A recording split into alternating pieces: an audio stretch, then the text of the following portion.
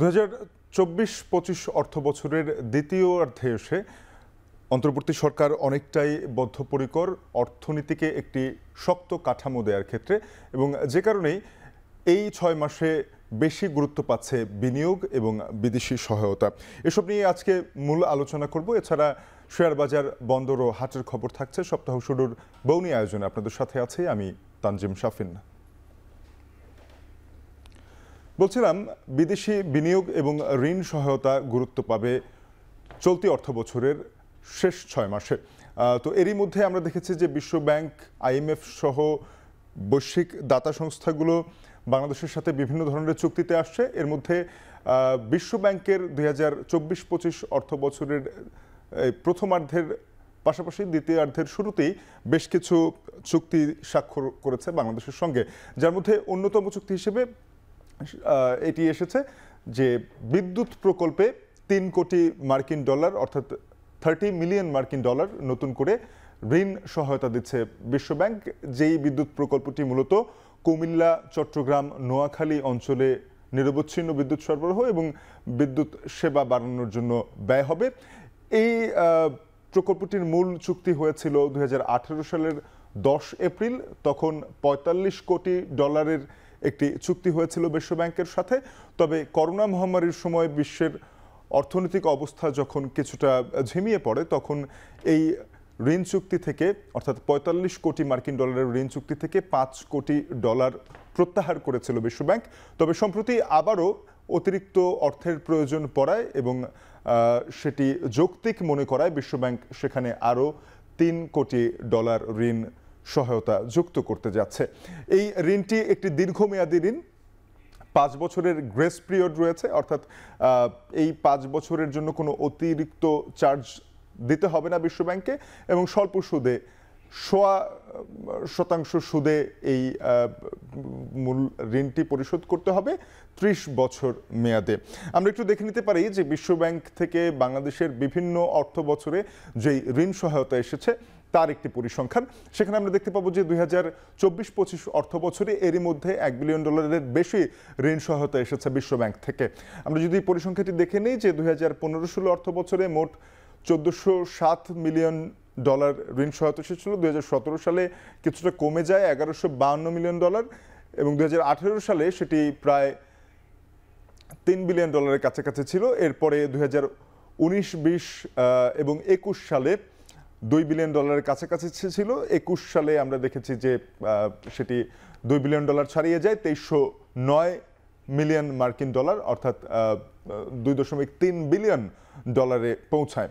এরপরে 2022 অর্থাৎ 2021-22 অর্থ বছরে আরও কিছুটা পিছিয়ে পড়ে। 2022-23 অর্থ বছর সেরে মোট $2300 মিলিয়ন ঋণ সহায়তা এসেছে বিশ্ব ব্যাংক থেকে।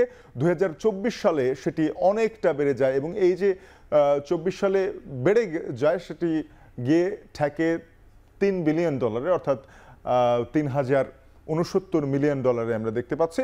এবং সবশেষ 2024-25 অর্থ বছরে এরই মধ্যে $1219 মিলিয়ন বিশ্ব ব্যাংক থেকে ঋণ সহায়তার চুক্তি করেছে বাংলাদেশ, যেখানে সম্প্রতি যুক্ত হয়েছে এই যে $3 কোটি বা $30 মিলিয়ন আমরা বলছি, এই $30 মিলিয়ন বা $3 কোটি যুক্ত হচ্ছে এই বিদেশি বিদ্যুৎ প্রকল্পে, যেটি কুমিল্লা, চট্টগ্রাম এবং নোয়াখালী অঞ্চলের বিদ্যুৎ সরবরাহ নিরবচ্ছিন্ন করা এবং সেবা বাড়ানোর ক্ষেত্রে ব্যয় হবে। এবারে আমরা একটু কথা বলতে চাই বিনিয়োগ নিয়ে। ইসলামী ধারায় সুকুক বন্ড ছেড়ে আবারও টাকা তোলার উদ্যোগ নিয়েছে সরকার, যেখানে আগামী মার্চে 3000 কোটি টাকা এই বন্ডে প্রবাসীরাও বিনিয়োগ করতে পারবেন এবং বিদেশি মুদ্রা বিনিয়োগ সহ ব্যাংক, আর্থিক খাতের বিভিন্ন প্রতিষ্ঠান, বীমা প্রতিষ্ঠানের বিনিয়োগের সুযোগ থাকছে। জানেন যে এখনও মুদ্রানীতি বা বিভিন্ন নীতি নির্ধারণের মাধ্যমে সংকোচনমূলক নীতিতে আছে বাংলাদেশ ব্যাংক, অর্থাৎ যেই ইনফ্লেশনটা রয়েছে, আমাদের মূল্যস্ফীতি রয়েছে, সেটি কমিয়ে আনার চেষ্টা চলছে। পাশাপাশি অর্থের মজুদ বাড়ানোর চেষ্টা করছে কেন্দ্রীয় ব্যাংক। সেই উদ্দেশ্যেই এই বন্ডগুলো ছাড়া হয়ে থাকে। এবং এই সুকুক বন্ডটি মূলত ইসলামী ধারার একটি বন্ড, যেখানে আগামী মার্চে ৩,০০০ কোটি টাকার সুকুক বন্ড ছাড়বে সরকার।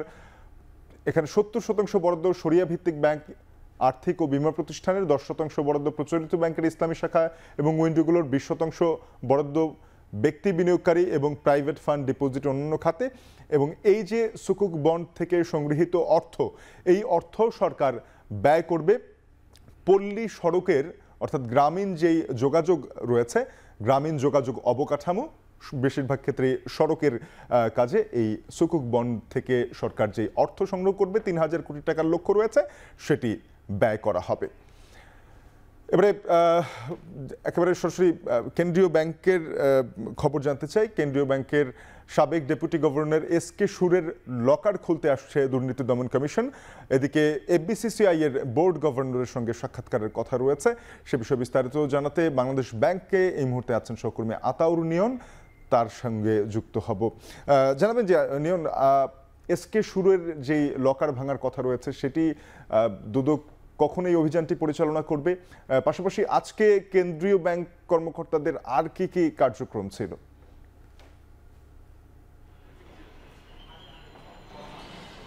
যেমনটি বলছিলেন যে আজকের প্রথম যেই খবরটি হচ্ছে যে কেন্দ্রীয় ব্যাংকে যে সাবেক ডেপুটি গভর্নর আছে এস.কে. সুর, তার যে লকারটি রয়েছে বাংলাদেশ ব্যাংকে, মূলত 3টি লকার রয়েছে বাংলাদেশ ব্যাংকে, একটি তার নিজের, তার স্ত্রী এবং তার সন্তানের। এখানে বাংলাদেশ ব্যাংকের যেসব কর্মকর্তারা থাকেন তারা এই বাংলাদেশ ব্যাংকের পরিচালিত লকারে তারা তাদের সার্বিক জিনিসপত্রগুলো এখানে রাখতে পারেন। তো তার যে লকারটি রয়েছে সেই লকারটি খুলতে আদালতের নির্দেশক্রমে আজকে বাংলাদেশ ব্যাংকে ম্যাজিস্ট্রেট সহকারে 7 সদস্যের একটি দুদক প্রতিনিধির দল বাংলাদেশে সেই সকাল 10:30 নাগাদ চলে এসেছে। তবে এখন পর্যন্ত তারা লকারটি খোলার উদ্দেশ্যে রওনা দেয়নি, কারণ সকাল থেকেই যে আইনি প্রক্রিয়া রয়েছে সেই বিষয়গুলোই তারা মেটানোর জন্য কাজ করছেন।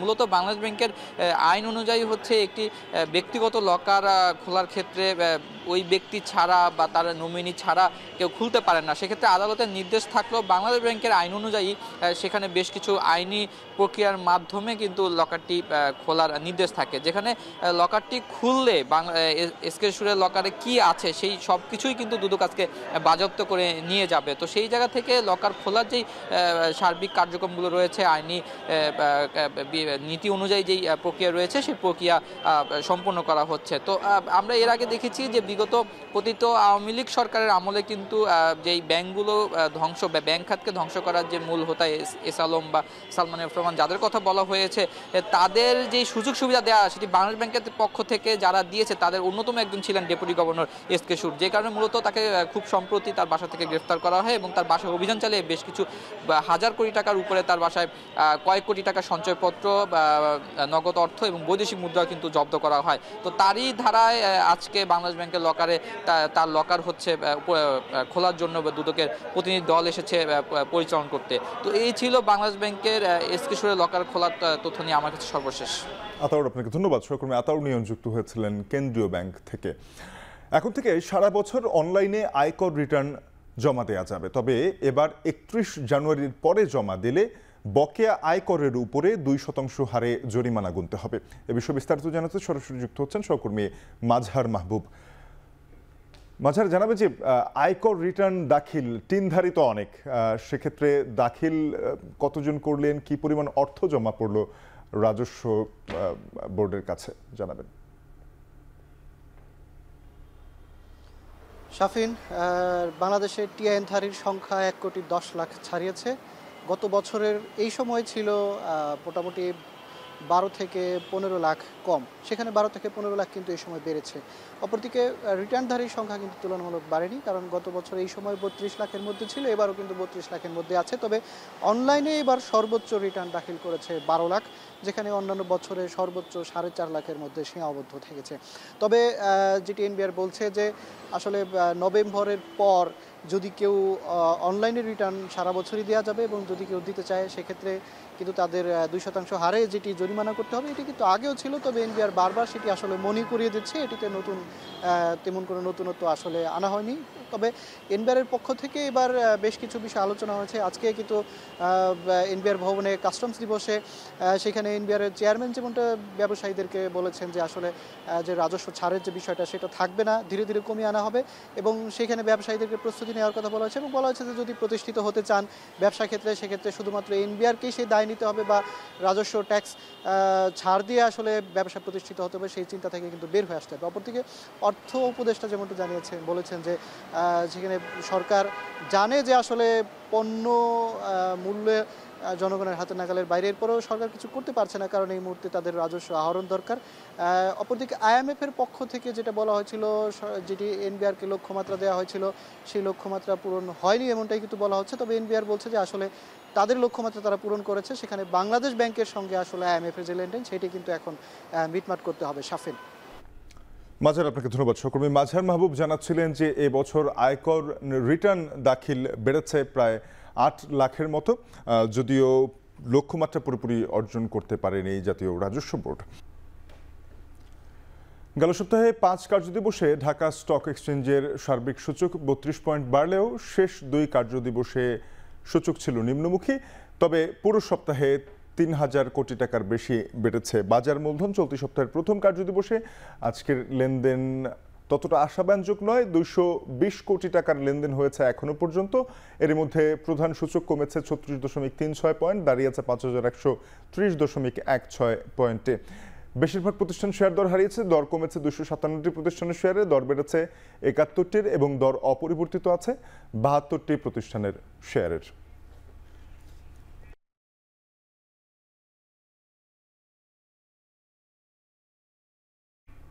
সাবেক ২৪ সংসদ সদস্যের শুল্কমুক্ত গাড়ি সহ ৪৭টি গাড়ি নিলামে তুলেছে চট্টগ্রাম কাস্টমস কর্তৃপক্ষ। এ নিয়ে বিস্তারিত জানিয়েছেন সহকর্মী হাজেরা শিউলি। ২ দফায় নোটিশ দেওয়ার পরও খালাস না করায় সাবেক এমপিদের আমদানি করা ২৪টি বিলাসবহুল গাড়ি সহ মোট ৪৭টি গাড়ি নিলামে তুলেছে চট্টগ্রাম কাস্টমস হাউজ। অনলাইন নিলাম হওয়ায় এক্ষেত্রে দেশের যে কোনো প্রান্তের ক্রেতারা নিলামে অংশ নিতে পারবেন। বলা যায় যে এটি গাড়ির দ্বিতীয় সর্বোচ্চ সংখ্যক গাড়ির নিলাম এবং এই নিলাম নিয়ে কিন্তু ক্রেতাদের ব্যাপক আগ্রহ, যেহেতু এগুলো লেটেস্ট মডেলের এবং সাবেক এমপিদের আমদানি করা। এক্ষেত্রে আসলে সরকার পতনের পর গত ৬ই আগস্ট সংসদ ভেঙে দেওয়া হয় এবং সরকার শুল্কমুক্ত সুবিধায় গাড়ি আমদানির যে সুবিধা সেটি বাতিল করে দেন।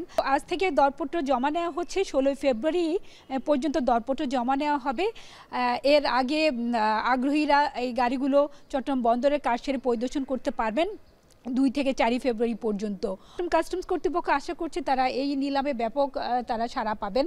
সবগুলো গাড়ির সংরক্ষিত মূল্য নির্ধারণ করা হয়েছে প্রায় ৩০০ কোটি টাকা। এর মধ্যে সাবেক এমপিদের আমদানি করা গাড়ির সংরক্ষিত মূল্য নির্ধারণ করা হয়েছে প্রায় ২৪০ কোটি টাকা ২৪টি গাড়ির, এবং এক একটি গাড়ি সেখানে টয়োটা ল্যান্ড ক্রুজার মডেলের এই গাড়িগুলোর এক একটি দাম পড়ছে প্রায় ৯,৬৭,০০,০০০ টাকা। কাস্টমস কর্তৃপক্ষ আশা করছেন যে তারা এই নিলাম থেকে প্রায় ১৫০ থেকে ২০০ কোটি টাকা রাজস্ব পাবেন। তো এই ছিল আমার কাছে চট্টগ্রাম কাস্টমস হাউসের গাড়ির নিলাম আয়োজনের সবশেষ।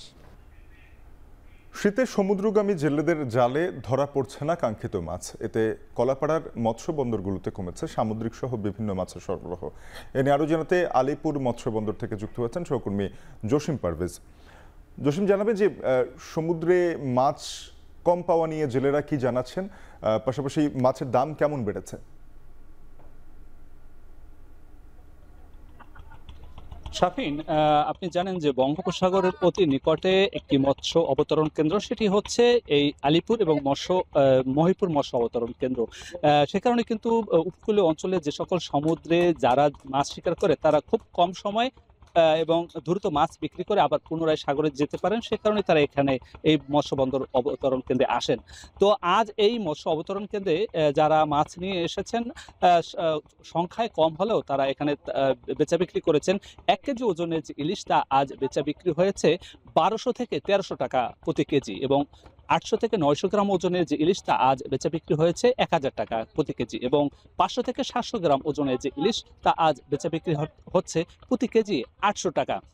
এছাড়া জেলেরা আমাদেরকে বলেছে যে আসলে শীত মৌসুম চলায় সাগরে মাছের বিচরণটা অনেকটাই কমেছে, সে কারণে তাদের জালেও কাঙ্ক্ষিত ইলিশ সহ অন্যান্য সামুদ্রিক মাছ কম দেখা মিলছে। যে মাছ শিকার হচ্ছে তা নিয়ে এই অবতরণ কেন্দ্রে আসলেও ভোক্তা পর্যায়ে চাহিদা কম থাকায় মাছের দাম এবং সরবরাহ অপরিবর্তিত রয়েছে এবং একই সঙ্গে দামও অপরিবর্তিত অবস্থায় রয়েছে। তারা প্রত্যাশা করছেন যে এই যে মাছ আরোহণ করছেন এতে তাদের লোকসানে পতিত হচ্ছে এবং এই লোকসানের পরিমাণটা ভারী হচ্ছে। এই ছিল আমার কাছে সবশেষ। শাফিক। জসিম, আপনাকে ধন্যবাদ। সহকর্মী জসিম পারভেজ যুক্ত হয়েছিলেন কলাপাড়া থেকে। এ ছিল বৌনিতে। এখন টেলিভিশনের ওয়েবসাইট দেখতে ভিজিট করুন www.ekhon.tv। যুক্ত থাকুন ফেসবুকে facebook.com/tv.ekhon এবং ইউটিউবে দেখতে ভিজিট করুন youtube.com/c/ekhon tv।